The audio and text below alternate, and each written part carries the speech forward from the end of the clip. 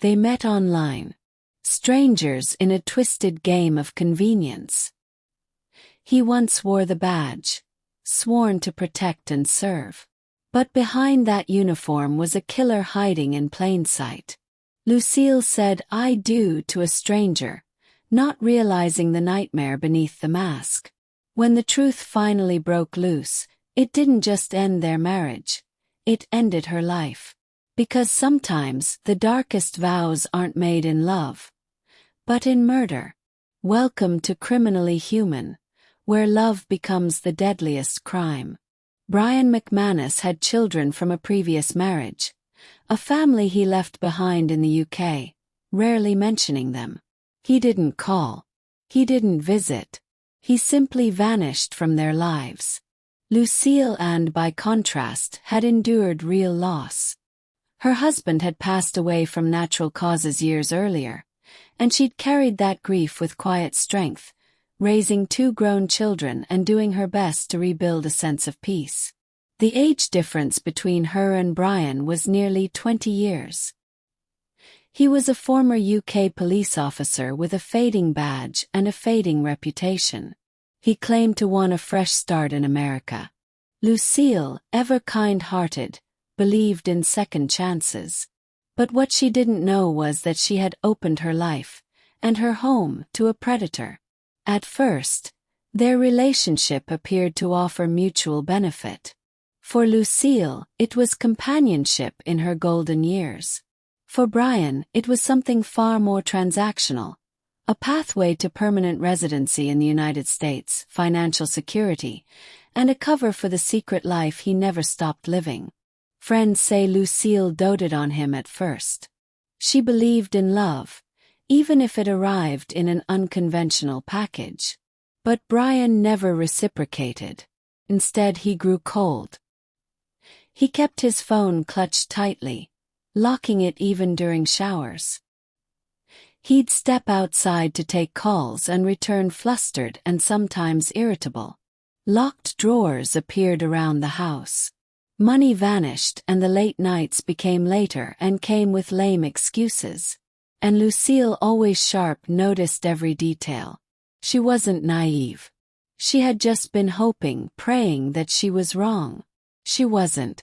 Unbeknownst to her, Brian was living a double life. He was carrying on a long-term affair with a much younger woman. A woman who knew he was married and didn't care. In text messages revealed later in court, Brian not only demeaned Lucille, he fantasized about a future without her. In one message, he coldly referred to her as dead weight. In another he wrote, "She's in the way. Not for much longer." He promised his mistress they would be together soon, permanently. And he wasn't bluffing. Meanwhile, Lucille's intuition intensified. She confided in her daughter about the strange tension in the house.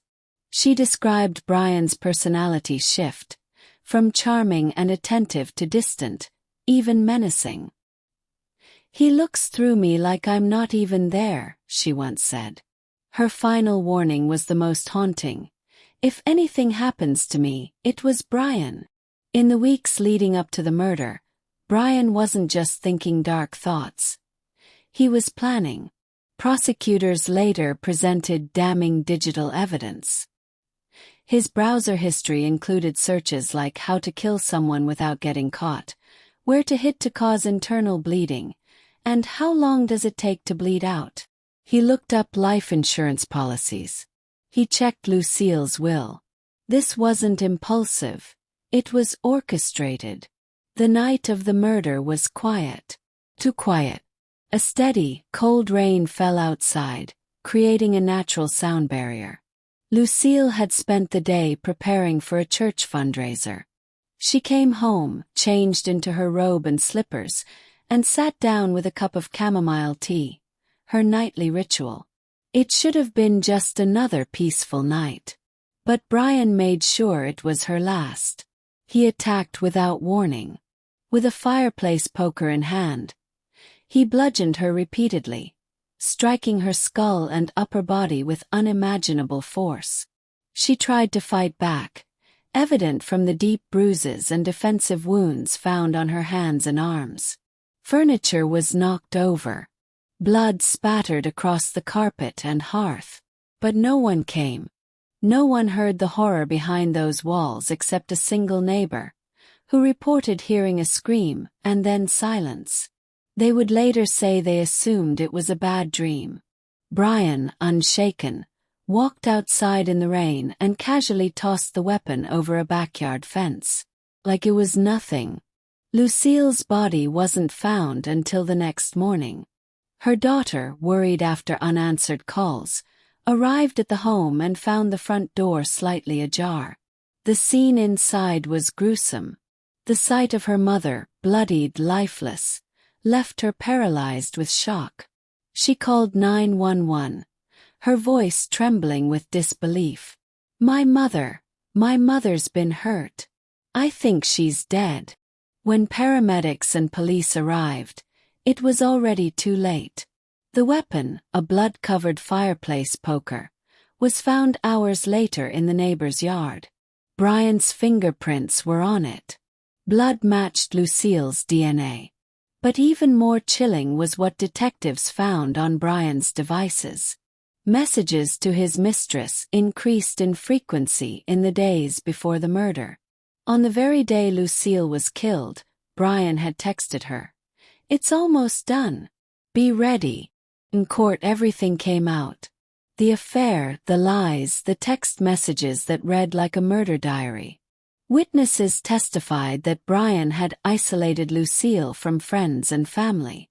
He made her doubt her own perceptions. He gaslit her into silence. One friend recalled Lucille whispering, "Sometimes I think he wants me gone." Another testified that she had planned to leave Brian, but never got the chance. The most damning testimony came from Lucille's daughter, who read aloud the warning her mother had once given her. "If anything happens to me, it was Brian." Her voice cracked. The courtroom fell silent. Even the jury sat motionless. Brian McManus showed no emotion as the evidence mounted. No remorse. No regret. He sat cold and still, just like he had the night he committed the murder. When the verdict was finally read, guilty on all counts, he blinked slowly, then looked away. The man who once claimed to serve justice had been unmasked as its enemy. This wasn't a crime of passion. It wasn't a spontaneous act. It was cold, calculated, and premeditated. Brian had worn the badge, but beneath the surface, he was capable of the darkest betrayal.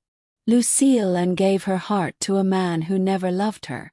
And in return he took everything from her, her peace, her trust, her life. But in the end her voice was heard. Her warning remembered. Her killer exposed. This is criminally human, where love, betrayal, and murder collide. And where even those who swear to protect sometimes destroy. Please like and subscribe, but most of all, stay human.